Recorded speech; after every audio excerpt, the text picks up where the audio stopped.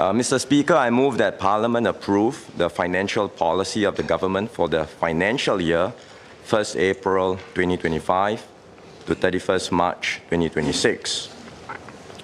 2025 marks our 60th year of independence.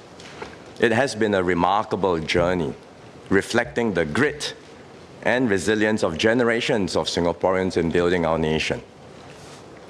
60 years ago, the world was very different. It was the height of the Cold War, with the Berlin Wall standing as a stark symbol of division between the United States and the Soviet Union. In Asia, the Cold War spilled over into proxy fights with devastating wars in Vietnam, Laos, and Cambodia. As a fledgling nation, Singapore faced monumental challenges. Racial tensions were high. Unemployment was rampant. The withdrawal of British forces shortly after independence dealt a heavy blow to our defense and our economy. In a world divided by blocs, we had no hinterland and no natural allies. Survival seemed improbable. Yet in that crucible of fire, our pioneers forged the nation. We refused to be pawns in someone else's game. We turned our vulnerabilities into strength. We plugged into the world as an open and neutral hub for commerce and diplomacy. Together, we defined our relevance to the world and built this nation. Today, we face a new global contest. The stark divides of the Cold War have given way to a fragmented and troubled world.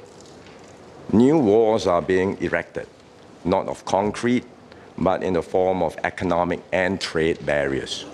And once again, we will have to find ways to navigate a turbulent external environment.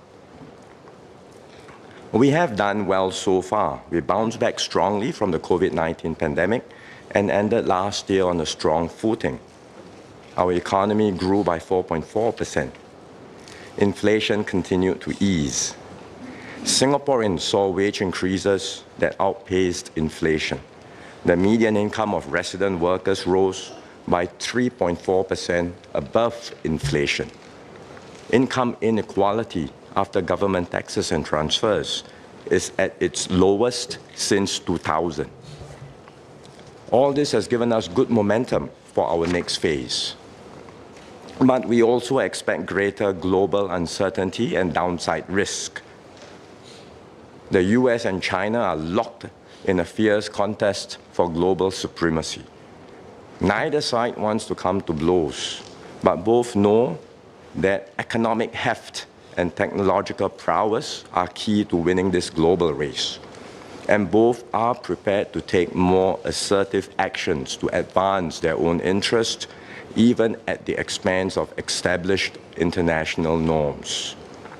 So we can expect escalating attempts at containment and counter-containment with ripple effects that will inevitably draw in other countries, including Singapore. All these pressures will reshape the global economy and dampen prospects for global growth. As a small and open economy, we will feel the impact. For 2025, we expect a more moderate outlook. Growth is projected at 1 to 3%, while inflation is expected to average 1.5% to 2.5%. But despite the uncertainties, we can look ahead with a degree of confidence. Singapore today is far stronger than we were 60 years ago. We have developed a strong and well-diversified economy supported by a highly skilled workforce. We have built up a robust SAF and a strong diplomatic network to uphold our sovereignty and security. We have forged a common Singapore identity, grounded in our shared values and experiences and our commitment to one another and our nation. This is the legacy of generations of Singaporeans, with each one running a good race. The baton has now been passed, and it is our turn to take Singapore forward. This budget builds on previous budgets not only to address today's challenges, but to plan ahead and secure Singapore's future. Budget 2025 is a budget for all Singaporeans. It's also a budget shaped together with all Singaporeans. It further advances our Forward Singapore agenda, which incorporates your aspirations and views and seeks to keep our society strong and united. In this budget, we will work with you to tackle cost pressures, advance our growth frontier, equip workers throughout life, build a sustainable city, nurture a caring and inclusive society, and rally as one united people. And I will go through each of these in turn.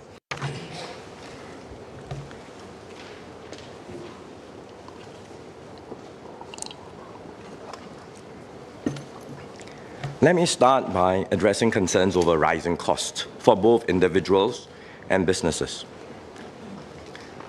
Global inflation rose sharply in 2022 following the outbreak of the war in Ukraine and remained high after that due to energy, food, and supply chain disruptions. Like many other countries, Singapore was impacted. That's why we've been providing additional support measures over the last 2 years to cushion the impact on Singaporeans. Last year, I enhanced the assurance package by $1.9 billion. The package has helped to fully offset the effects of inflation for lower-income households and to provide a significant cushion for middle-income households.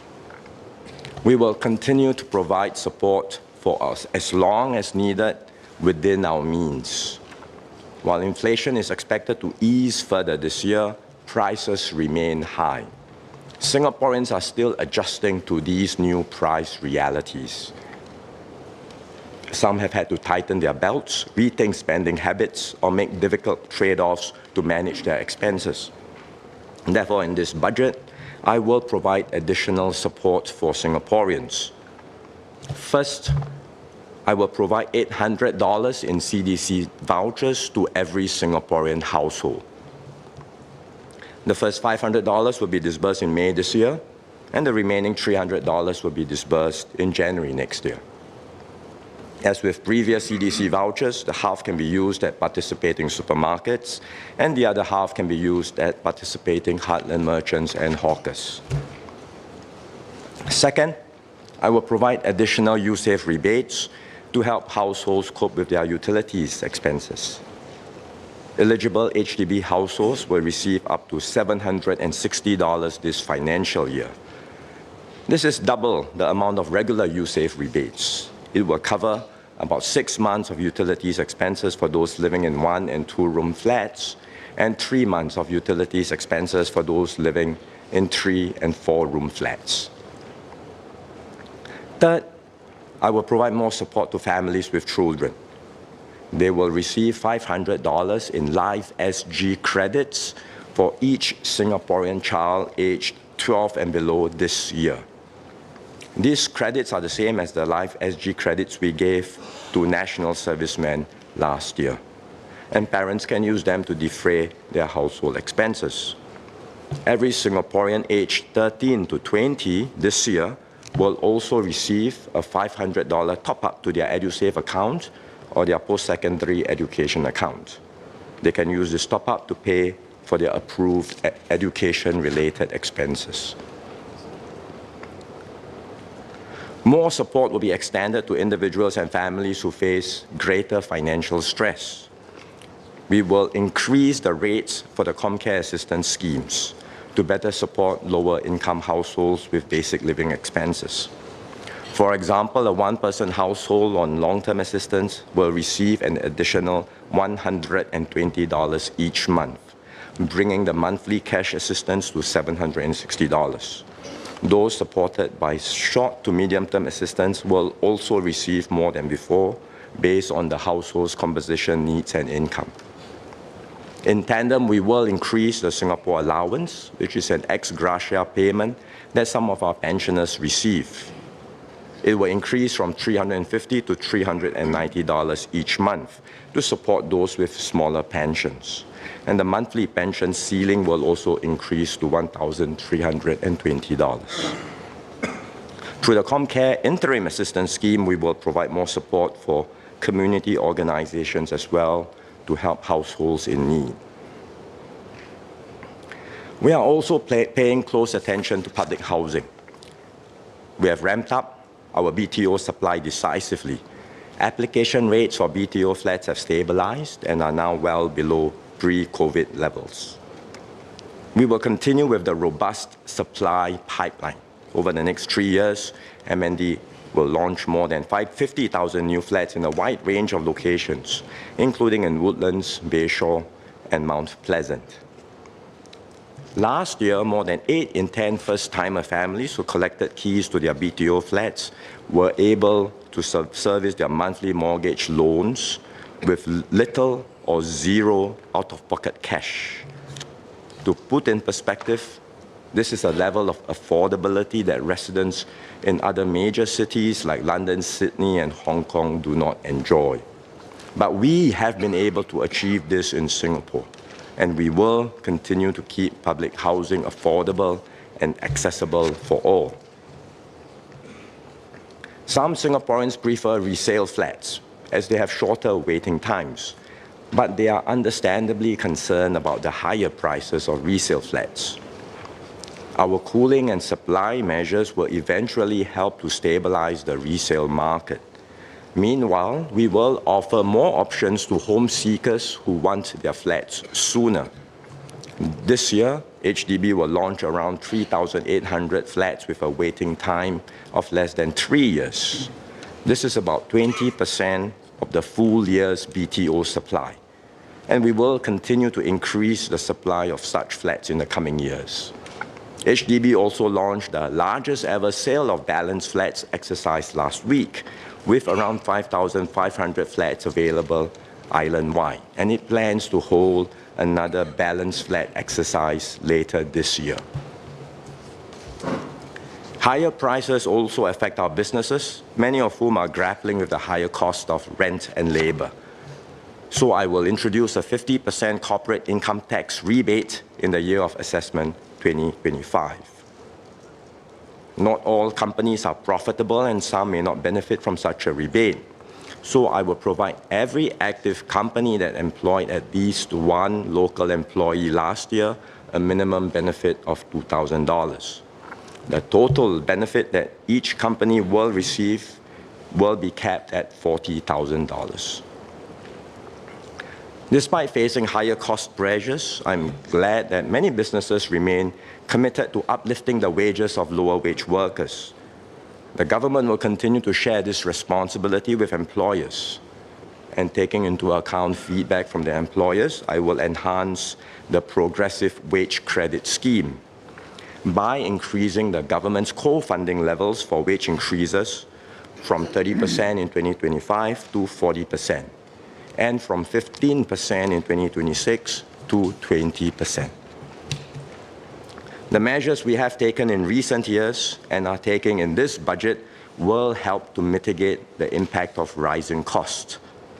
But in the longer term, the best way to adjust to higher prices is to grow the economy and increase productivity so that all Singaporeans can enjoy higher real incomes and better standards of living.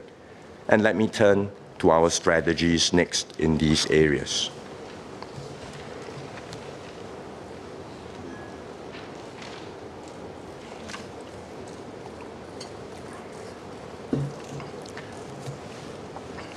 We will take bold and decisive actions to advance our growth frontier. The Singapore economy now operates at a higher level, but we cannot afford to stand still. Global economic competition is intensifying, and many other countries and cities are pressing ahead. If we fail to stay competitive, we will be left behind. We must therefore redouble efforts to grow our economy and keep it dynamic and vibrant. Growth has a direct impact on the collective well-being of Singaporeans. Last year, our economy grew by more than 4%. This meant higher wages and real incomes for many, many workers. It will be hard to achieve 4% growth on a sustained basis. But if we can secure an average of 2 to 3% growth per annum over the next decade, we will be able to create better jobs and opportunities and improve standards of living for all Singaporeans.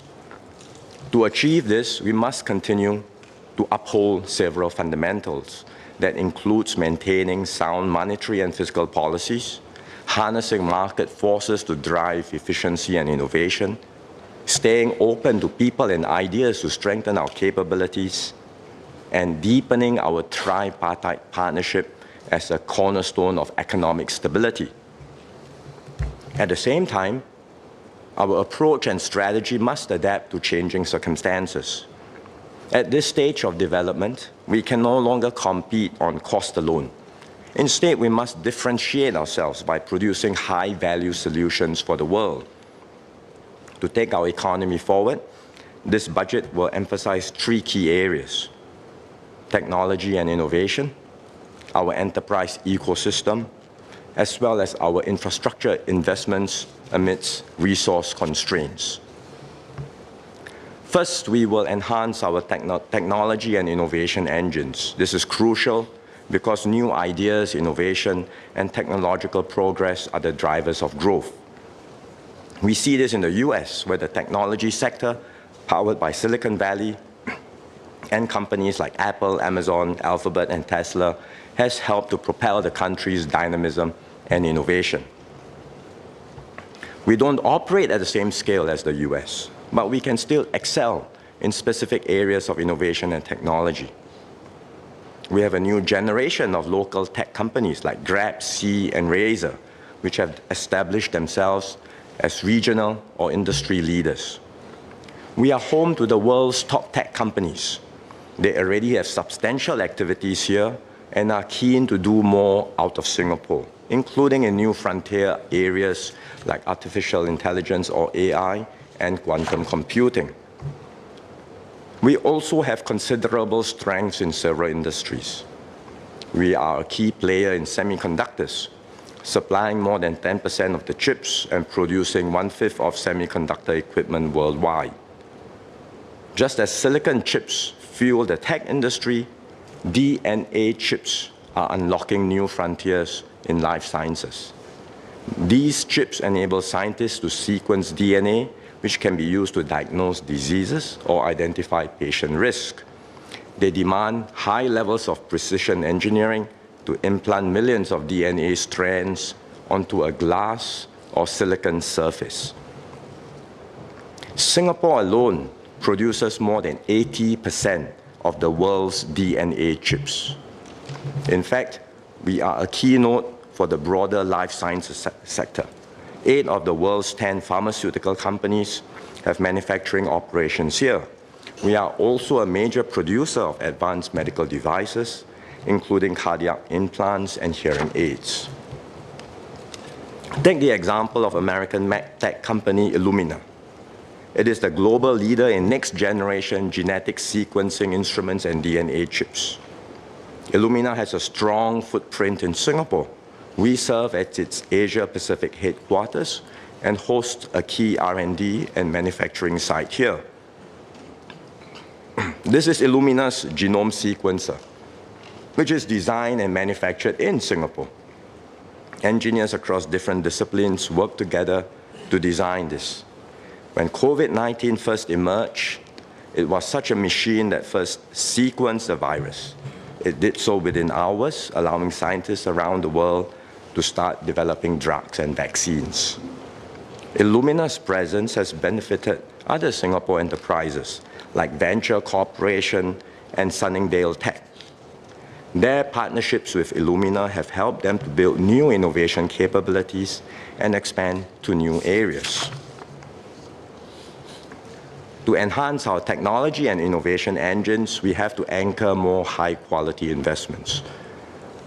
There have been attempts internationally through BEPS 2.0 to ensure that multinational enterprises, or MNEs, pay a minimum level of taxes worldwide, or to tilt the playing field in favor of governments. But in reality, MNEs wield considerable leverage and options. And that is why governments everywhere are still spending significant amounts to attract investments. We cannot afford to outbid the major economies, but we do need to set aside sufficient resources to maximize our competitive strengths. So I will top up the National Productivity Fund by $3 billion. Our R&D efforts are critical in powering our innovation and technology engines. The government has consistently invested about 1% of GDP annually in R&D over the last 20 years. These investments have borne fruit. For example, our biotech ecosystem will not be where it is today without Biopolis, which we built more than 20 years ago. It also served as a platform for biotech talent to gather and share knowledge that then diffused into our education system, which uplifted a new generation of Singaporeans. To sustain this momentum, we must invest to keep our R&D infrastructure at the cutting edge. For our biotech sector, we will refresh our public biosciences and medtech research infrastructure in the Greater One North area. This will provide state-of-the-art facilities, promote collaboration within our research community, and enable faster translation of research into commercial solutions. In the semiconductor space, we will develop a new national semiconductor R&D fabrication facility. This will provide industry-grade tools for researchers and industry partners to prototype and test new semiconductor innovations. These developments will cost about $1 billion. We will also support companies that undertake R&D and innovation in partnership with other stakeholders.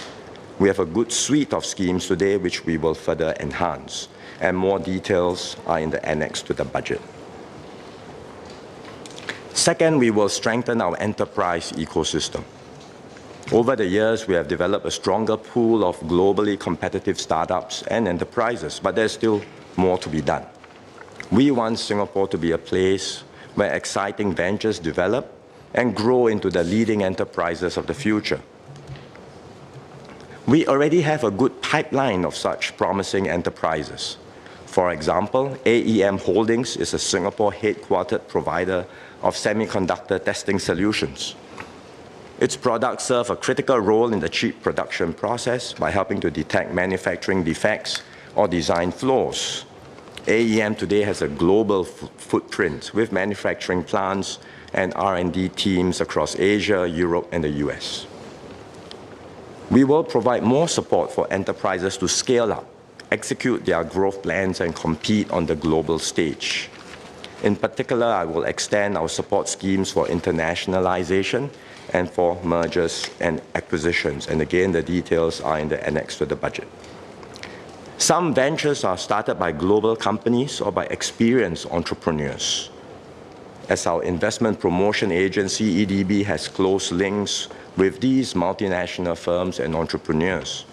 So EDB will launch a global founder program later this year to encourage global founders to anchor and grow more new ventures in Singapore. To succeed, all enterprises must invest in technology to enhance their competitiveness and productivity. Enterprises can adopt off-the-shelf solutions like AI-powered analytics and digital marketing tools. We will continue to encourage the adoption of such solutions through initiatives like the Productivity Solutions Grant and the SMEs Go Digital. Beyond a certain stage, enterprises will need AI solutions which are tailored to their needs and integrated into their business processes and systems. To support this, I will set aside up to $150 million for a new enterprise compute initiative. Under this initiative, eligible enterprises will be partnered with major cloud service providers to access AI tools and computing power, as well as expert consultancy services. This will help enterprises leverage AI more effectively in their transformation journey. Companies also need capital to execute their growth plans. We now have a more vibrant financing ecosystem backed by a growing network of angel investors venture capitalists, and private equity firms. This is complemented by government investment funds, which invest in promising companies, alongside commercial partners like 65 Equity Partners and Heliconia Capital. Over the past 5 years, we have set aside over $1.8 billion to support enterprise growth through investment funds. Like other private equity funds, our investments generally span a 3 to 7 year horizon. To help enterprises with longer growth trajectories, we will deploy some of our funds as patient capital with longer investment horizons to ensure that promising companies have the resources they need to thrive. Globally, we have seen the emergence of a private credit market, which offers innovative financing solutions to enterprises. But few of these private credit funds focus on Asia, much less Singapore-based enterprises. So we will introduce a new $1 billion private credit growth fund. This will provide more financing options for high-growth local enterprises, and the Minister for Trade and Industry will share more at the Committee of Supply. As enterprises scale up, they may also list on a stock exchange to access more capital. Larger companies with significant overseas revenues will typically choose to list abroad to be closer to their main consumer markets. We recognize and accept these as commercial decisions. But there has been feedback that the Singapore Stock Exchange is not attractive even for companies that are focused mainly on Singapore and Southeast Asia. And that is why we set up the Equities Market Review Group, chaired by Minister Chee Hong Tat, to strengthen the attractiveness of our stock market to such listings and investments. The review group has developed its first set of measures. They include several tax-related recommendations which have been submitted to MOF just in time for the budget. I accept their recommendations and will introduce tax incentives for Singapore-based companies and fund managers that choose to list in Singapore and grow their economic activities here. I will also introduce a tax incentive for fund managers which invest substantially in Singapore-listed equities to encourage more investment in our capital markets. The review group will share more details on its measures in the coming days. Third, to unlock our growth potential, we must invest in world-class infrastructure and find innovative ways to overcome our resource constraints. Singapore thrives as a hub economy, facilitating the flow of people, capital, goods, and ideas. To sustain this position, we must ensure excellent connectivity with the rest of the world, both physically and digitally. Development on the Tuas port is progressing well, and Singapore recorded new highs last year in vessel arrival tonnage, container throughput, and bunker sales. This reinforces our role as a leading maritime hub. We have achieved island-wide 5G coverage, and we are upgrading our nationwide broadband network to deliver speeds up to 10 times faster. This will enhance digital connectivity for businesses and individuals. Our air hub is another key pillar of connectivity. We will break ground for Changi Airport Terminal 5 in the coming months. When completed, Terminal 5 will expand our airport's capacity by more than 50% and will ensure that Singapore remains a critical gateway for global travel and trade. To ensure sufficient resources to develop our air hub, I will top up the Changi Airport Development Fund by $5 billion. With the President's concurrence, the government will also provide a guarantee through Changi Airport Group. This will help to lower the cost of borrowings needed to develop Terminal 5 and supporting infrastructure in Changi East.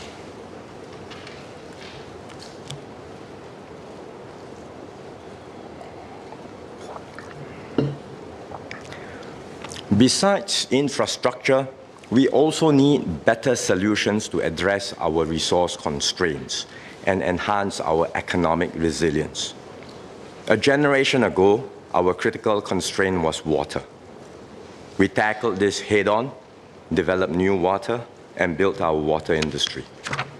Today, we face a different challenge. The industries of the future, artificial intelligence, semiconductors, biopharmaceuticals, are highly energy intensive. To meet these growing energy needs and to bring down our carbon emissions at the same time, we will need more clean power. Expanding access to clean energy is therefore a major national imperative. One immediate solution is to import low-carbon electricity from the region. We are making progress on such electricity imports. We've started a pilot with Peninsular Malaysia and expanded the capacity of a power trading initiative with Laos, Thailand, and Malaysia.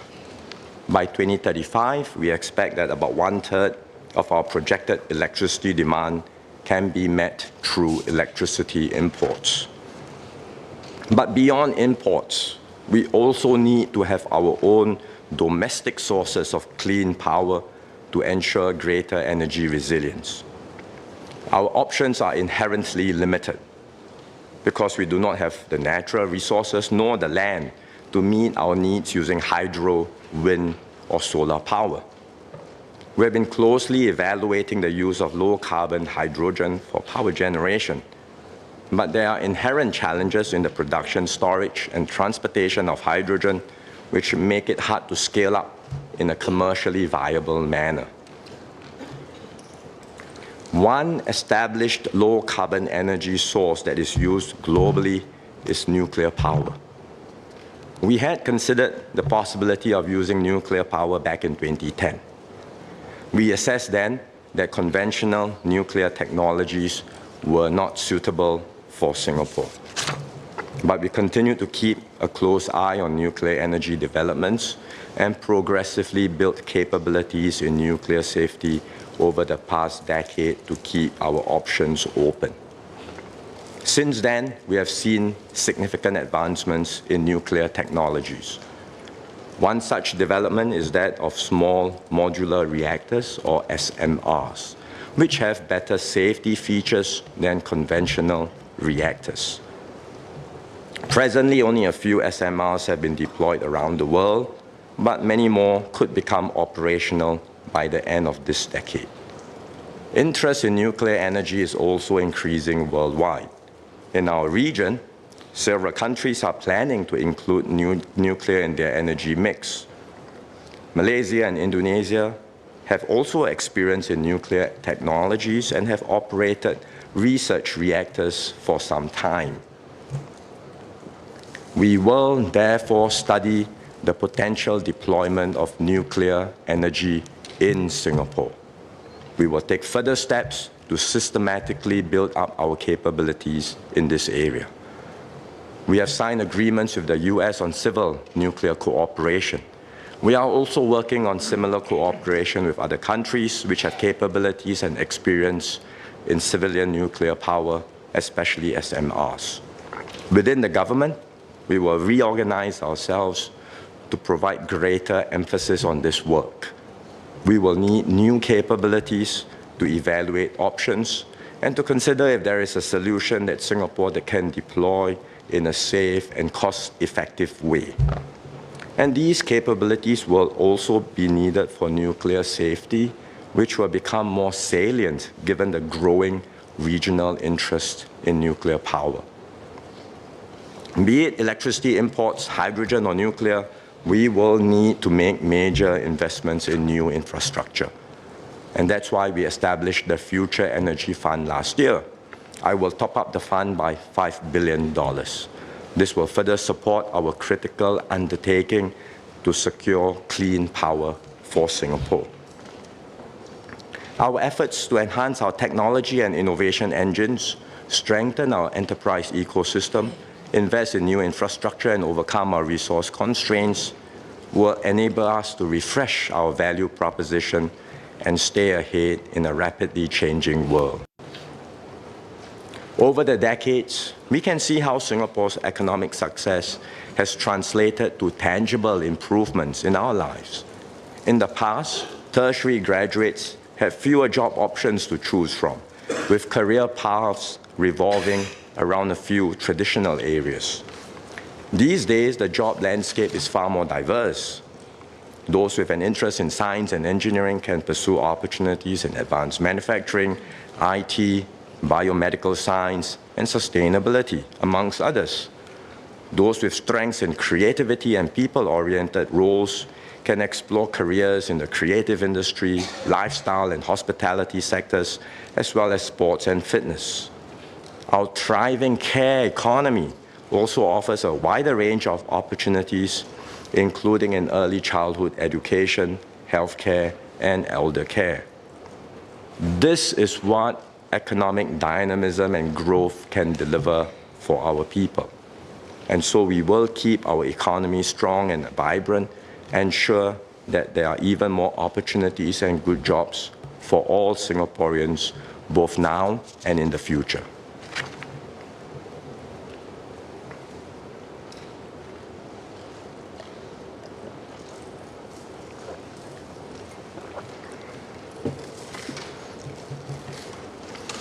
A growing economy creates more well-paying jobs, but the jobs of the future will not be the same as the jobs of today. Rapid technological advances, especially in AI, will transform workplaces and jobs. Just a few years ago, tools like ChatGPT didn't even exist. Now there's a rapidly expanding ecosystem of AI models. They can generate high-quality text, images, and videos. They can write better programming code than many experts, assist in complex problem solving, and even help to accelerate research breakthroughs. AI will get better in the future, and other new disruptive technologies will emerge. It is hard to predict how they will impact specific industries and jobs, but one thing is clear. Our workers must be equipped with the skills to stay competitive and relevant. That's why we are investing heavily in lifelong learning and have made significant moves to strengthen SkillsFuture as a key pillar of our social compact. At last year's budget, I introduced the SkillsFuture Level Up program to support mid-career Singaporeans in getting a significant skills reboot. Under the program, all Singaporeans aged 40 years and above will get $4,000 in SkillsFuture credit. From next month, individuals can apply for a training allowance of up to $3,000 per month for selected full-time courses. They will have 24 months worth of allowance, which is up to $72,000 per worker. Some Singaporeans prefer to continue working while upskilling on a part-time basis. Take, for example, Ms. Zarina binti Abdul Rahman. She started out as an intern in Randstad Sourceright, a global recruitment agency, and is now an office administrator. She wants to upgrade her skills in business operations, but is unable to pursue full-time studies due to her work and family commitments. So she's pursuing a part-time diploma in business practice at Nanyang Polytechnic. While workers like Zarina continue to earn their salaries through part-time training, they also incur training-related expenses. We will therefore extend the training allowance to workers undergoing part-time training. They can enjoy a fixed allowance of $300 per month to defray their learning expenses. And this part-time training allowance will be implemented early next year. The Minister for Education will share more at the Committee of Supply. We will also give a further boost to our lower wage workers who will benefit from early upskilling. Today, our lower wage workers can tap on the Workfare Skills Support Scheme from the age of 30. The scheme provides employers with absentee payroll support when they sponsor workers for training. It also provides workers with a training allowance when they go for self-sponsored training. Currently, the Workfare Skills Support Scheme is designed primarily to support short courses that are completed over a few days. But lower wage workers tend to benefit more from longer form courses that provide more substantial reskilling and upskilling. We will therefore introduce an enhanced tier of support under the Workfare Skills Support for lower wage workers. This enhanced support will be modeled after the SkillsFuture Level Up program and will benefit lower wage workers when they turn 30. So this will start earlier at age 30. The Minister for Manpower will share more details at the COS. Our institutes of higher learning are key partners in supporting lifelong learning. They equip our workers with relevant skills for a changing economy and provide a dedicated setting for deep learning. We will support the Singapore University of Social Sciences, or SUSS, in developing a new city campus. This will enable SUSS to champion lifelong learning and deliver programs with a strong social emphasis at an accessible location in the city for learners of all ages. We will also extend the Singapore University's trust by 10 years to 31st March 2042 to support the fundraising efforts of our newer autonomous universities, namely SUSS and the Singapore Institute of Technology. The Trust provides matching grants for donations to support our autonomous universities in building up their endowment funds. Sir, the government is fully committed to supporting the lifelong employability of our workers. We cannot stop the waves of technological innovations, nor can we save every job. But we can and we will invest in every worker and every Singaporean. We will equip everyone with the skills to adapt, compete, and succeed in a changing economy. And in tandem, we will help our companies to restructure and transform and to upgrade their workforce. Companies are best placed to drive business and workforce transformation, but some may face difficulties doing so due to short-term cost pressures. And we've also received feedback and suggestions to streamline and improve the way government agencies administer their support to enterprises. We will therefore introduce a new Skills Future Workforce Development Grant. This will bring together existing schemes administered by Workforce Singapore and Skills Future Singapore and simplify the application process. The new grant will also provide higher funding support of up to 70% for job redesign activities. In addition, we will introduce a redesigned Skills Future Enterprise Credit. The credit is an existing scheme which helps employers defray the out-of-pocket costs for enterprise and workforce transformation. But to use the credit, companies have to pay upfront for staff training and then wait for reimbursement. And there are also employers who are not aware of the credit or how it can be used. So we will redesign the credit to make it more accessible. The revamped credit will operate more like an online wallet. Companies can easily check how much they have, and they can use the credit to immediately offset out-of-pocket costs for eligible workforce transformation initiatives and causes, rather than do so on a reimbursement basis. All companies with at least 3 resident employees will get a fresh $10,000 in the redesigned Skills Future Enterprise Credit. The new credit will be available in the second half of 2026 and will last for 3 years. Meanwhile, companies can continue to use the existing credit. It was originally due to expire in June this year, but we will extend it until the new credit is ready. Our tripartite partners play key roles in workforce transformation. In particular, NTUC's Company Training Committees, or CTCs, bring union leaders and employers together to design and implement workforce upgrading plans. The results have been promising. Since the initiative started in 2019, NTUC has set up more than 2,700 CTCs. Almost 4 in 5 are in small and medium enterprises. Through the NTUC's CTC grant, NTUC is supporting more than 400 transformation projects, which will benefit over 7,000 workers with better work prospects.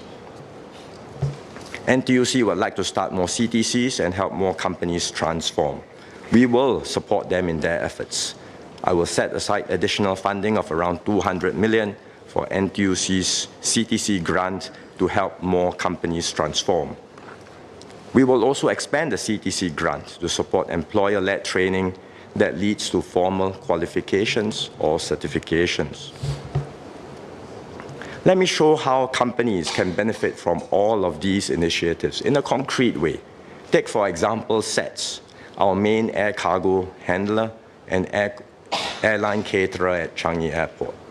SETS is investing in new equipment and technology to improve the efficiency of its catering services. It also needs to train its workers to handle the new equipment and redesign workflows and jobs. It can access the additional $10,000 in SkillsFuture Enterprise Credit.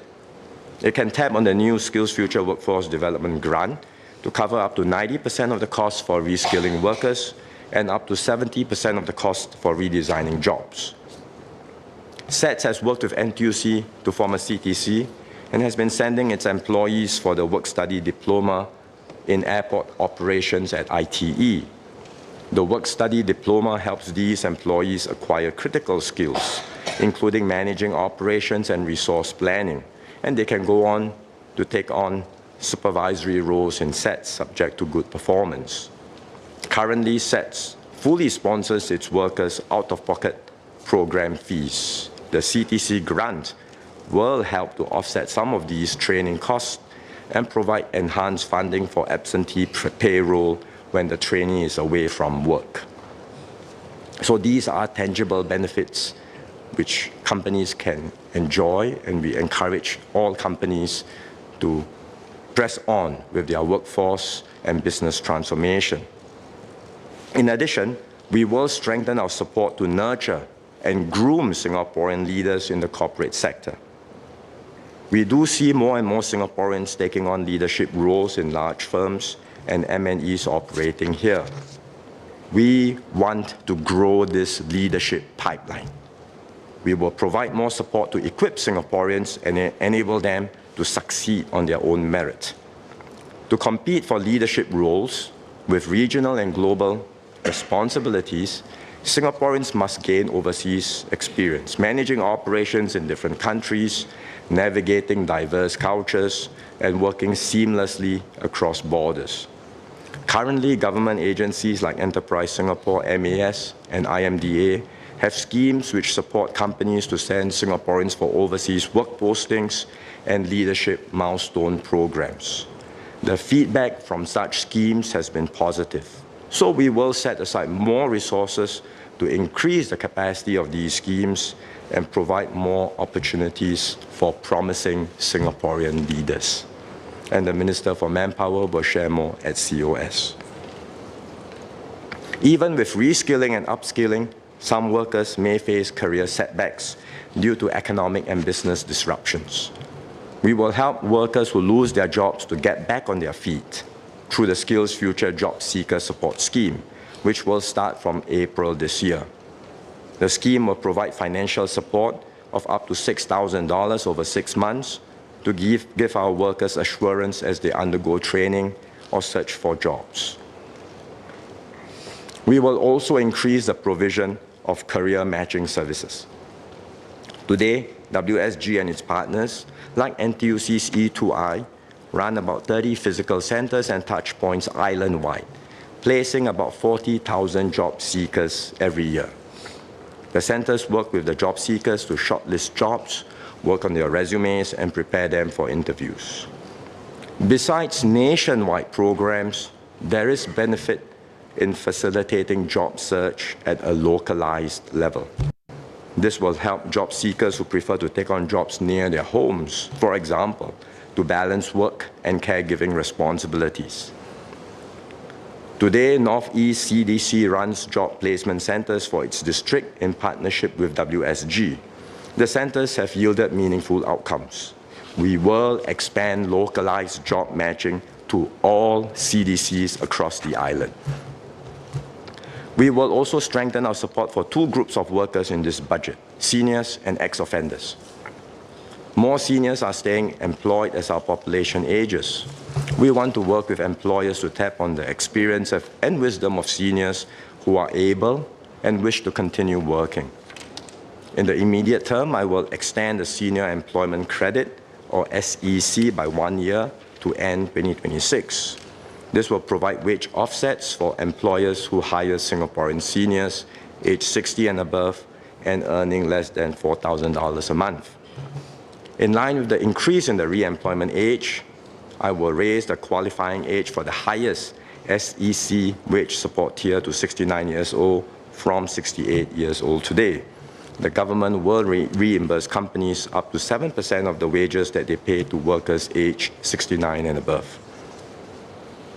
Later this year, MUM will convene a tripartite work group on senior employment.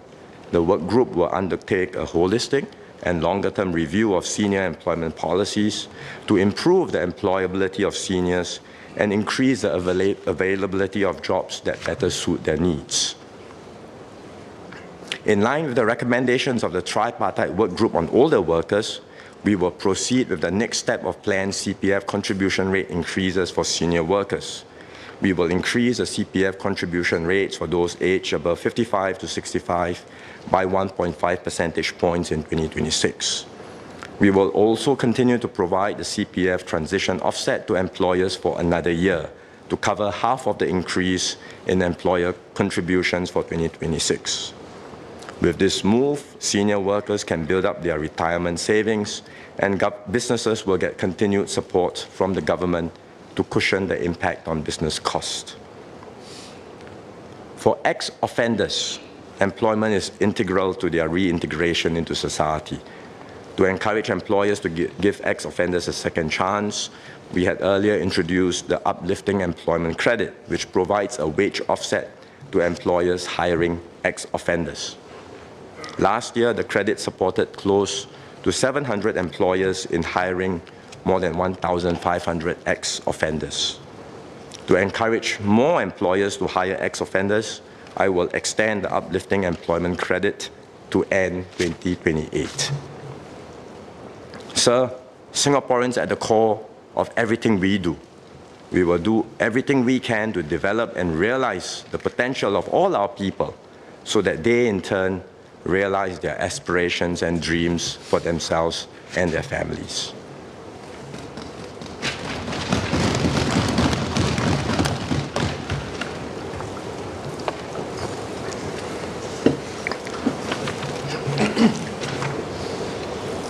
Our Singapore story is one of sustained investment and continuous improvement. Over time, we have transformed our living environment into a thriving metropolis and a beautiful home. There's still much more to do in the years ahead. We will upgrade our homes and estates, refresh and rejuvenate our landscape and infrastructure, and importantly, prepare for a future of rising global temperatures.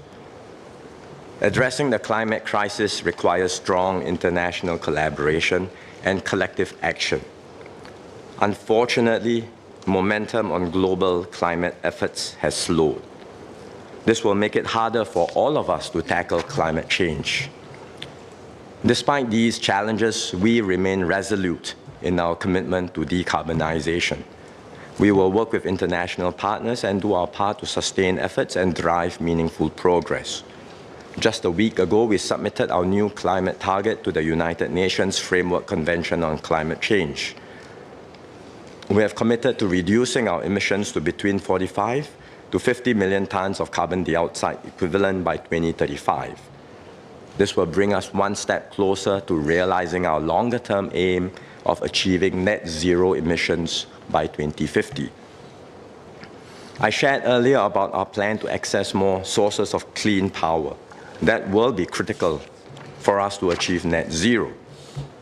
Beyond energy, we will also accelerate efforts to decarbonize our transport sector, which accounts for about 15% of our total emissions today. Our aim is to have 100% cleaner energy vehicles by 2040, and we are making good progress towards this target. Last year, around a third of all new cars registered were electric vehicles or EVs, and almost half were hybrid vehicles. But adoption of clean energy variants of heavy vehicles has been slower due to limited model availability, higher upfront costs, and less accessible charging infrastructure. To accelerate the adoption of clean, heavy vehicles, we will introduce a new heavy vehicle zero emission scheme and an electric heavy vehicle charger grant.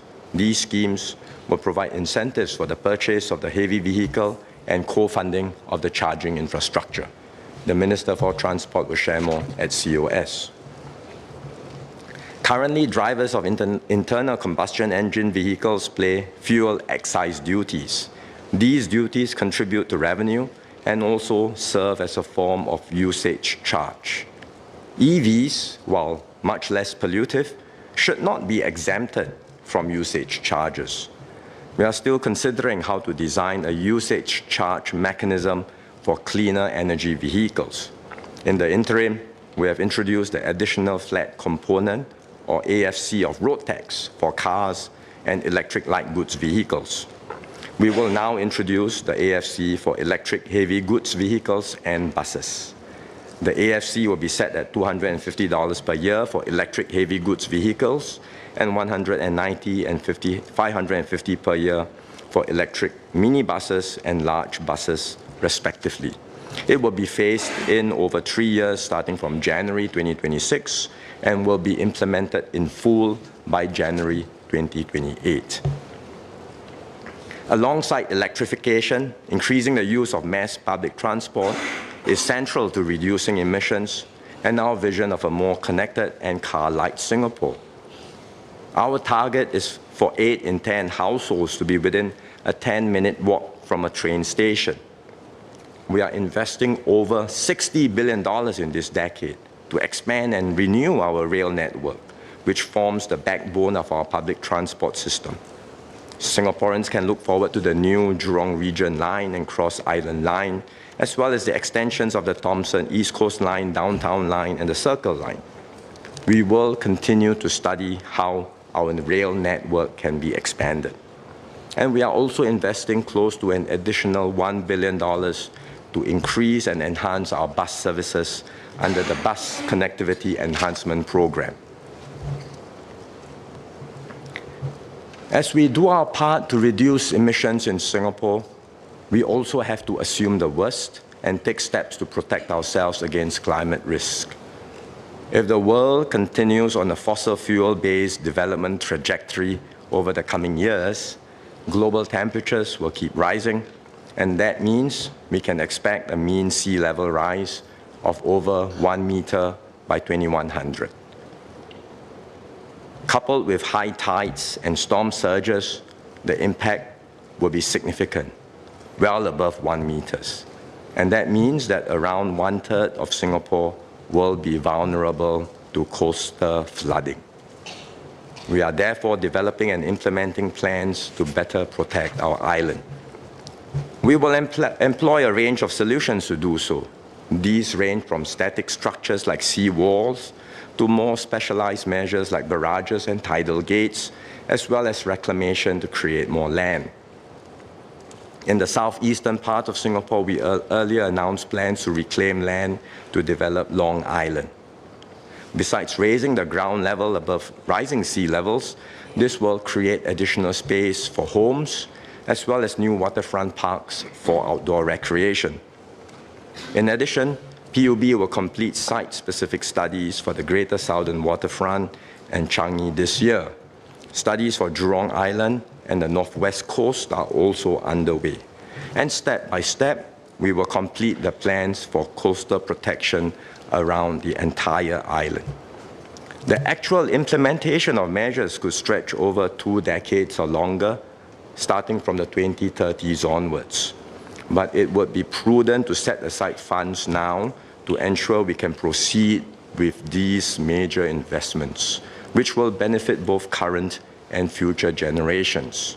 So I will top up the Coastal and Flood Protection Fund by $5 billion. The government is taking steps to green our energy and transport sectors and to protect our island from climate risks. Singaporeans too have a part to play in this. Sustainability is everyone's responsibility. Individuals have the power to drive change through their choices and behavior.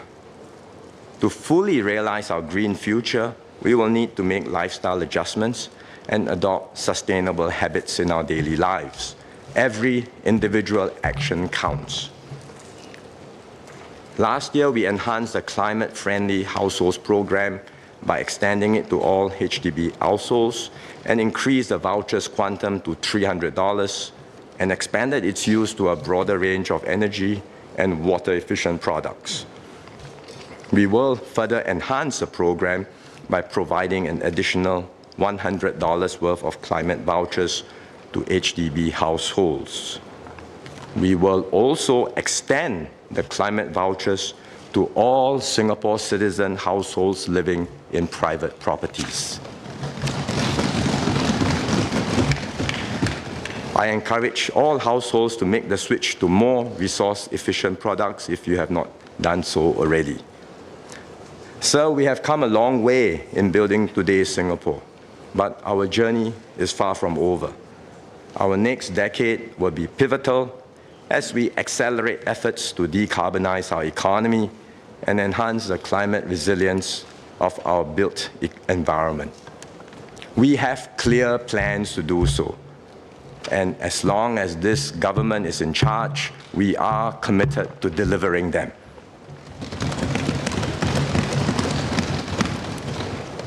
We will ensure that our island nation survives even as the oceans rise. And we will build a better and greener future for all.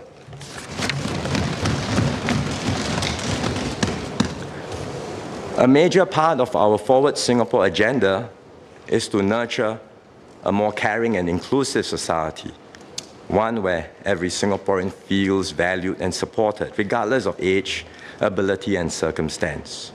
And in this year's budget, I will take further steps towards these goals.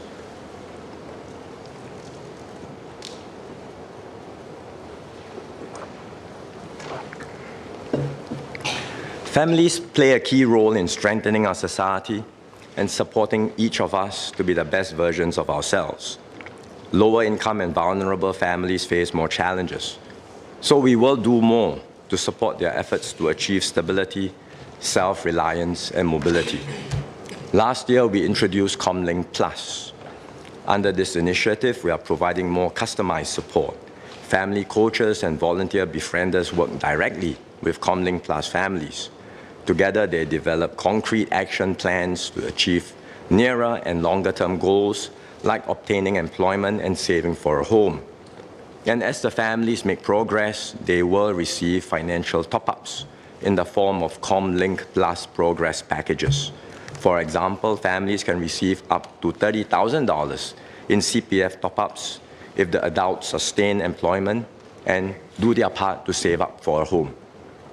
In tandem with ComLink Plus, we have the Fresh Start housing scheme. It helps second-timer families with children living in public rental flats to start afresh and own their own homes by buying a shorter lease new flat with an additional housing grant. We will enhance Fresh Start. Today, eligible families can receive a $50,000 grant to buy a new 2-room flexi or standard 3-room flat on a shorter lease. We will increase the grant to $75,000. There are also first-timer families with children living in public rental flats. They typically face more significant challenges in life, like coping with medical issues in the family or raising children as a single parent. Hence, they may have difficulties buying a flat with a full 99-year lease, even as first-timers. To support these families in their home ownership journey, we will allow them to buy shorter lease subsidized flats through Fresh Start. And the Minister for National Development will share more at COS. While we provide targeted help for the more vulnerable groups, we will also do more to support all families across every stage of life. This begins with marriage and parenthood. We have made significant moves in recent years, including enhancing the baby bonus cash gift and the government's contributions to the Child Development Account, or the CDA.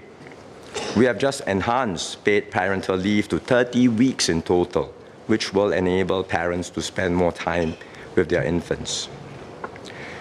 In this budget, we will further reduce monthly full-day childcare fee caps in government-supported preschools.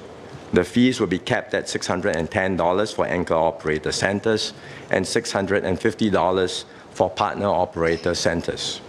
After basic childcare subsidies, a dual income family will pay about $300 per child. Lower and middle income families will pay less after additional subsidies. So this reduction will keep full day preschool expenses similar to those of the fees for primary school and after school student care combined. Couples with more children often worry about additional costs because the demands grow with each additional child. We will introduce a large family scheme to support married couples who have or aspire to have 3 or more children. This will consist of 3 components. First, a $5,000 increase in the Child Development Account First Step Grant. This will apply to each third and subsequent child born from today onwards. The CDA monies can be used to defray preschool and healthcare expenses of the child and their siblings. Second, a new $5,000 large family MediSave grant, which will be disbursed into the mother's MediSave account again for each third and subsequent child born from today onwards. And this can be used to offset the mother's pregnancy and delivery costs or her family members' healthcare expenses. Third, $1,000 in Life SG credits will be disbursed annually to families for each of their third and subsequent children during the years that the child turns 1 to 6. And this can help to defray a wide range of household expenses. Let me illustrate what all this means for couples with young children. Take the example of Elizabeth and Mervyn. They have 4 children, turning 1, 4, 7, and 8 this year.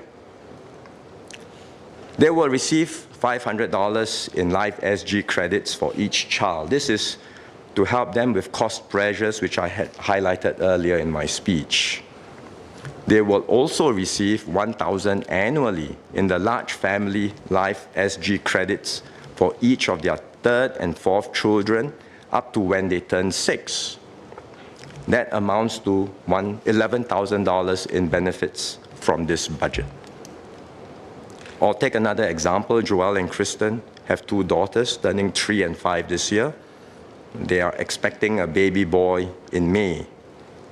Again, they will receive the one-off $500 in Life SG credits for each of their children. But with a third child on the way, they will receive the full benefits of the large family scheme, $5,000 in CDA, $5,000 in MediSave, and $1,000 every year until the child is 6 years old. So as a family, they will receive a total of $17,500. Seniors are an important part of many families. To support our seniors to live and age well, we have been reviewing and updating our approach to retirement, healthcare, and caregiving. We have provided seniors more assurance for their retirement adequacy. We introduced a modular package to support all seniors born in 1973 or earlier. And we also enhanced the Workfare Income Supplement and the Silver Support Scheme. Our priority is to empower seniors to stay active and healthy. And that's why we rolled out Healthier SG and Age Well SG. Our plans include creating a more conducive living environment for our seniors. Through the Enhancement for Active Seniors, or EASE program, we have significantly improved the mobility and safety of seniors through subsidized senior-friendly fittings and installations in HDB households. EASE has been well received by HDB residents. We will expand EASE for 3 years up to 2028 to households living in private properties so that more seniors can benefit.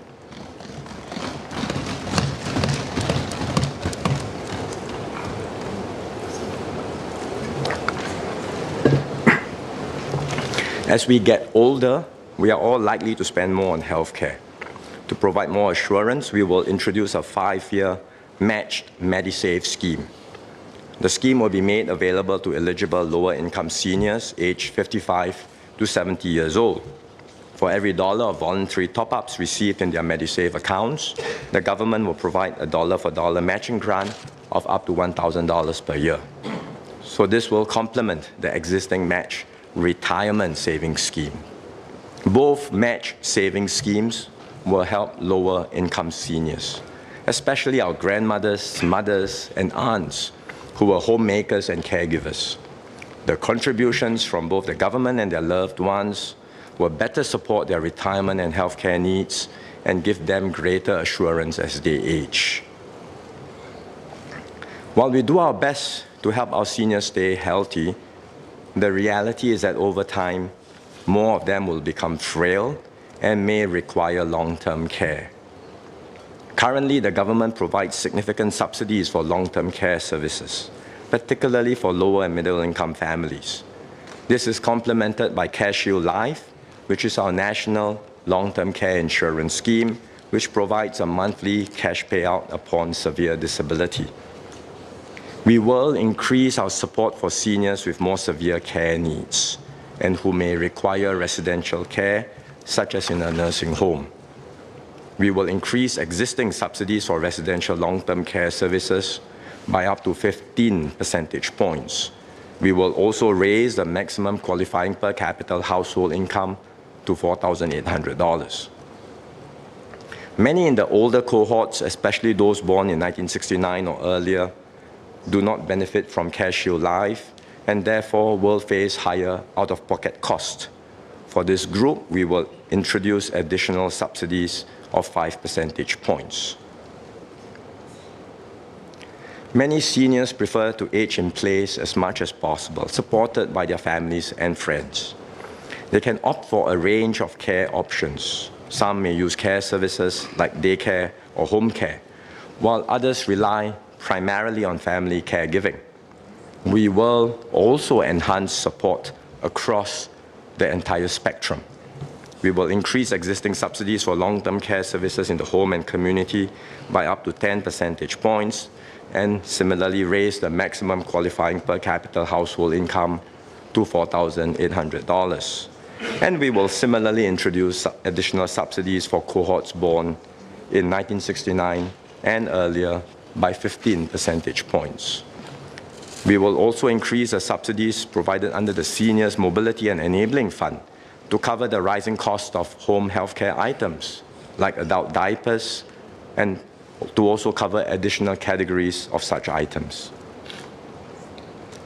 To better support those who are looking after seniors at home, we will enhance the Home Caregiving Grant. This is a cash grant which can be used to offset daily care costs. We will raise the quantum for the Home Caregiving Grant. The maximum grant will increase to $600 per month from $400 today.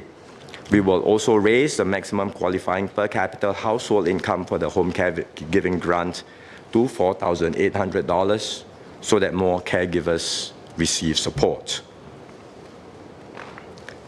We expect at least 80,000 seniors to benefit from the enhanced long-term care subsidies and grants, which will be implemented from next year.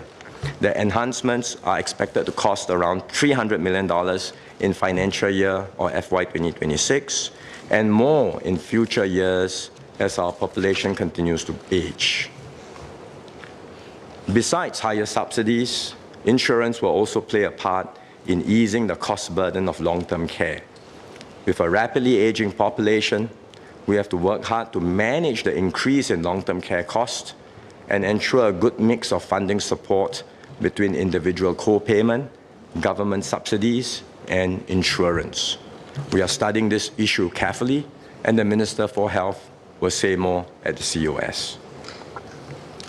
We will also do more to support persons with disabilities and ensure they can live with dignity and pursue their aspirations. We have laid good foundations with our investments in early intervention and special education, which support persons with disabilities until they are around 18. But many parents worry about what happens post-18, after their children graduate from the structured environment of a special education or SPED school. We are looking into these post-18 pathways for these students and studying how we can provide more meaningful support. In particular, those who are transiting to work may need more support to build up their work readiness and adjust to an employment setting. This includes additional learning support to gain soft skills and to adapt to new routines. Take 21-year-old Charlene Lee, for example. After graduating from St. Andrew's Autism School in 2021, she underwent 3 months of employment training in housekeeping and soft skills. She was able to secure a 9-month internship with the Lee Amoy Old Age Home as a general housekeeping assistant under supportive supervisors. At the end of the internship, she was offered full-time employment, and she's doing now well at this home and happy to do her part to take care of the residents there. We want to see more stories like her, and so we will invest more in building the support structures for persons with disabilities to transit more smoothly from school to work. We will also do more for those with higher care needs who need a more structured environment beyond school to stay active. These are issues which we will study comprehensively with stakeholders. It will be a multi-year endeavor, and the Minister for Social and Family Development and Minister for Education will share more at the COS. Concurrently, we will provide more support for employers who may be concerned about the costs and efforts needed to redesign jobs and adapt their workplaces when they hire people with disabilities. In particular, we will extend the Enabling Employment Credit to end 2028 to offset wages for persons with disabilities. We will also provide more financial support to persons with disabilities. Their caregivers will benefit from the increase in the home caregiving grant, which I mentioned earlier. As with the enhancements for seniors, we will increase subsidy rates for adult disability services and raise the maximum qualifying per capita household income for these subsidies. And we will expand the matched retirement savings scheme to include eligible Singaporeans with disabilities, regardless of their age, to help them save for retirement early. We will also step up efforts by SG Enable and the Special Needs Trust Company, or SNTC, to encourage families to plan ahead for their child's future care needs. Today, caregivers can set up financial care plans and set aside monies in trust accounts with SNTC, which will manage the trust monies for the person with disability when their caregivers pass on. To support these efforts, we will provide a dollar-for-dollar matching grant for top-ups by lower and middle-income caregivers to the trust accounts up to $10,000. Sir, we are taking concrete steps to strengthen our social support system. In this budget, I focus on families, seniors and their long-term care needs, and persons with disabilities. But we will continue to review and update other policy areas over time. This is the government's key priority because we want to build a Singapore where we have each other's backs, where no one is left behind, and we continue to stay strong and united as one people.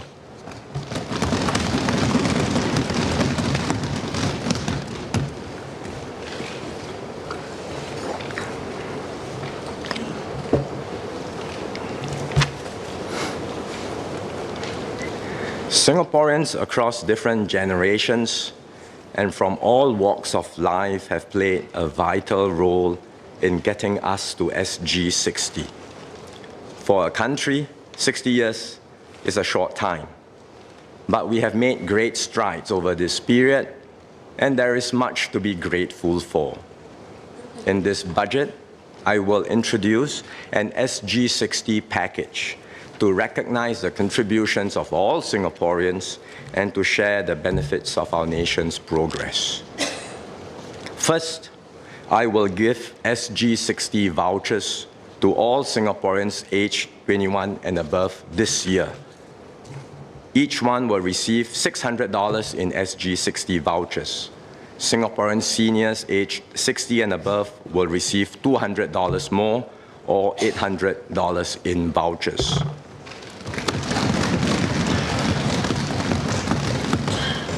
The SG60 vouchers are like CDC vouchers.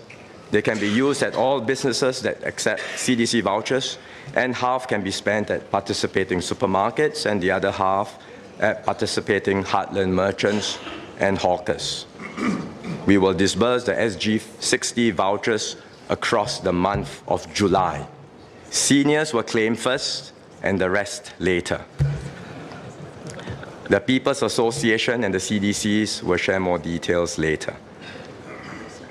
Second, I will provide a personal income tax rebate of 60% for the year of assessment 2025.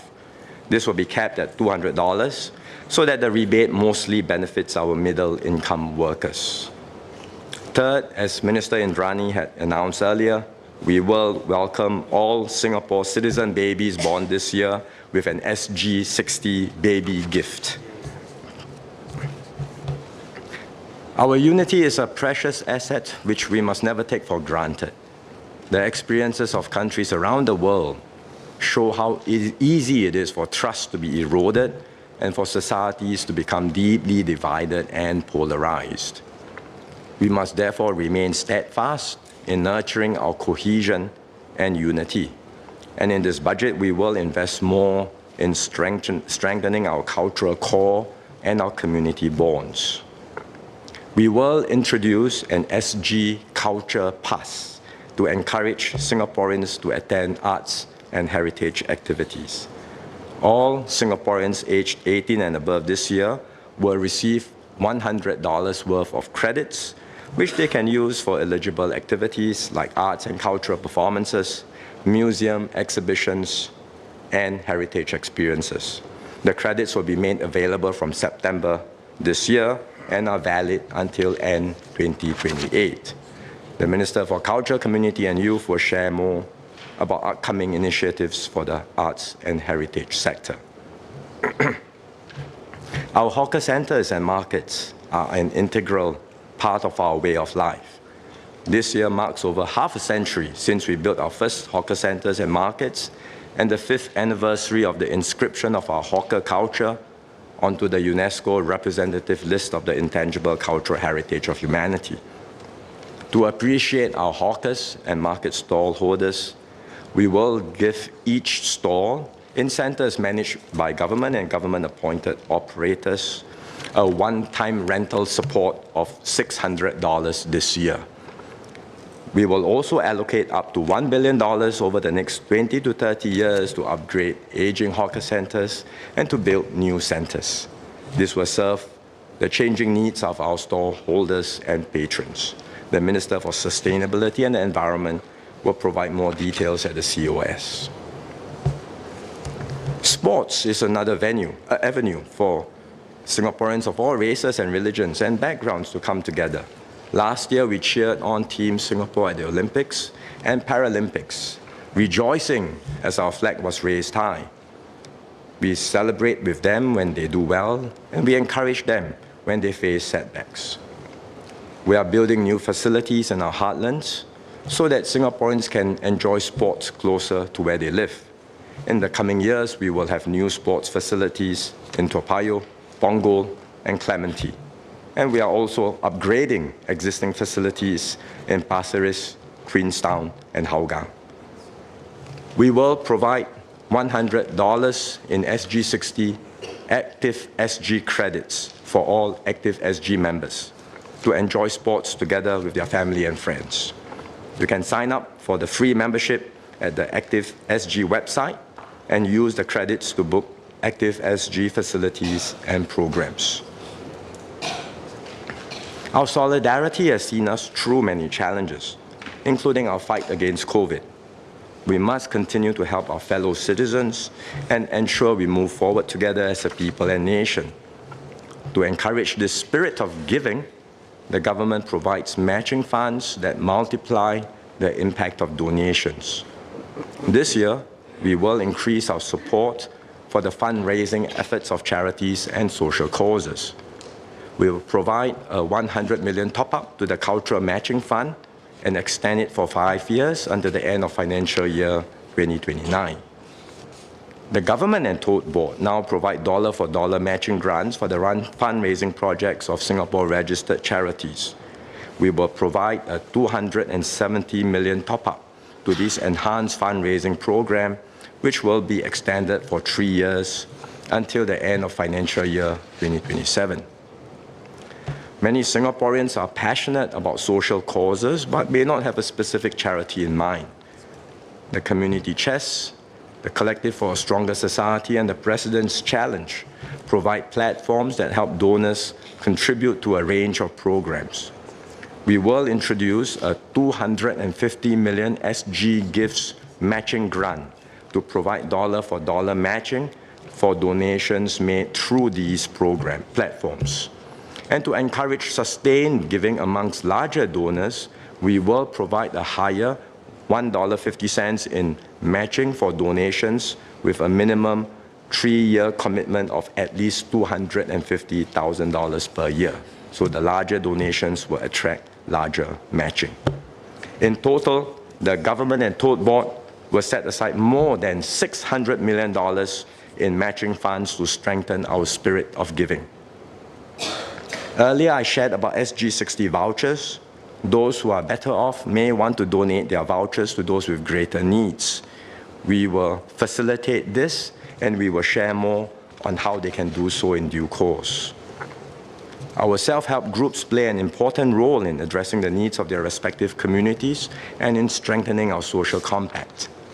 I thank the Chinese Development Assistance Council, Yayasan Mendaki, the Singapore Indian Development Association, and the Eurasian Association for their many contributions. We will provide the self-help groups with additional funding of $60 million over the next 5 years. This will enable them to enhance their programs and better support their communities. Many businesses have also stepped forward to support their fellow Singaporeans in this SG60 year and will be providing special SG60 discounts and offers. I would like to encourage more businesses to join in and offer their support. Singapore is at its strongest when we stand together. We may have our differences, but we are all Singaporeans living on this tiny red dot as one family. When we rally together as one, there is no challenge we cannot overcome. And this unity is what keeps us resilient, thriving, and moving forward, even in an uncertain and troubled world.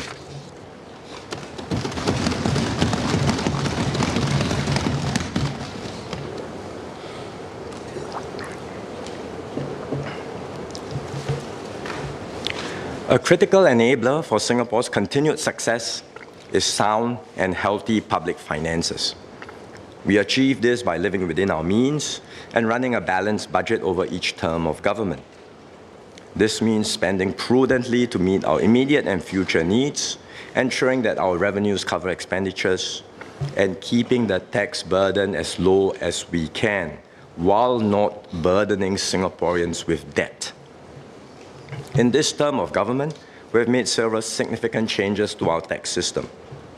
These revenue moves give us the resources we need to meet our spending needs and also make our fiscal system more progressive. The GST rate increase ensures we have the revenues to look after our growing number of seniors, even with rising healthcare costs. Through the assurance package, we have cushioned and delayed the impact of the GST increase for the majority of Singaporean households. Importantly, we have designed our GST system with permanent GST vouchers. This ensures that lower-income households pay a far lower effective GST rate than higher-income households. We also continue to ensure fairness and improve progressivity in our tax system. This means that those who are better off will pay more in taxes to help their fellow citizens. That's why we raised property tax rates for all non-owner-occupied residential properties, which are mainly investment properties, as well as for higher-value owner-occupied residential properties. The property tax rate changes coincided with a sharp increase in the annual values of properties, which arose because of COVID-related supply constraints in the property market. We have therefore revised and updated the annual value bands of owner-occupied property tax rates for residential properties. And that means that more homes now fall within bands with lower tax rates. To further cushion the impact, we provided property tax rebates. In November last year, we announced another rebate of up to 20% for owner-occupied residential properties in 2025, capped at $1,000. Taken together, all HDB owner-occupiers and over 90% of private residential property owner-occupiers will see lower property taxes this year. The changes we made to our tax system this term have put us on a stronger fiscal footing.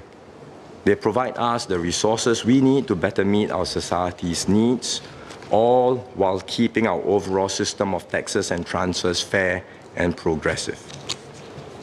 Let me turn to our latest fiscal position. For financial year 2024, our revenue collections were better than expected. A key reason is the upside in our corporate income tax. In the past, our corporate income tax collections were quite stable at about 3.2% of GDP. But collections increased significantly in the last 2 years and are projected to reach 4.1% of GDP in FY 2024, which is quite significant. This is an unexpected change. Corporate income tax is now the single largest contributor to total revenue, larger than even the net investment returns contribution, or NIRC. There are several reasons for this higher corporate income tax collection. Part of it is due to industry-specific cyclical factors, for example, in finance and wholesale trade. It could also be due to changes in the investment decisions of multinational enterprises as they seek out stable and reliable centers like Singapore to put more of their high-end activities. While our revenues have increased, we have also spent more on Singaporeans.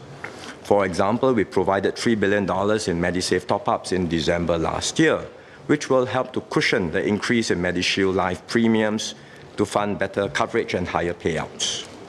We also earmarked resources for projects to boost economic competitiveness, including developing critical infrastructure like Changi Terminal 5 and for the energy transition. Overall, I expect to end FY 2024 with a surplus of $6.4 billion or 0.9% of GDP. For FY 2025, I expect a similar fiscal position with a surplus of $6.8 billion or 0.9% of GDP. We will continue to keep an eye on our medium-term fiscal projections. In 2023, the Ministry of Finance released an occasional paper showing that we expect to keep our fiscal position roughly balanced until 2030. For now, this remains our assessment, and let me explain. There is considerable uncertainty about how government revenues will unfold over the coming decades. At this juncture, it is too early to determine if the recent increase in corporate income tax collections is temporary or a lasting trend. There could be some additional corporate income tax revenue from FY 2027 onwards, with the implementation of the domestic top-up tax, which will raise the large MNE's effective tax rate to 15%. But how much revenue we will get from this change depends on whether these MNEs continue to find it attractive to remain in Singapore. Moreover, there is now great uncertainty about the global tax environment. The new US administration has withdrawn from the earlier consensus forged by the OECD and other countries. And it remains to be seen what further moves the US and other major economies will make in this new geopolitical environment. So we will assess our options as global tax developments unfold and adjust our policies where necessary. Meanwhile, we are certain that expenditure will continue to rise. Government spending has been rising steadily over the years, from about 15% of GDP to about 18%. And based on historical trends, we can expect our spending to go up to 20% of GDP by around 2030. With growing global uncertainties and the need to invest more in our workers and better support our rapidly aging population, there will be added pressure to raise spending, possibly at a pace that exceeds previous increases. So we will continue to monitor fiscal trends closely and update our medium-term projections. In the meantime, we will spend responsibly and ensure resources are allocated effectively. If and when there are near-term fiscal upsides, we will put the resources to good use, including for our social and economic needs. Ultimately, we will always ensure that all Singaporeans benefit from our nation's progress.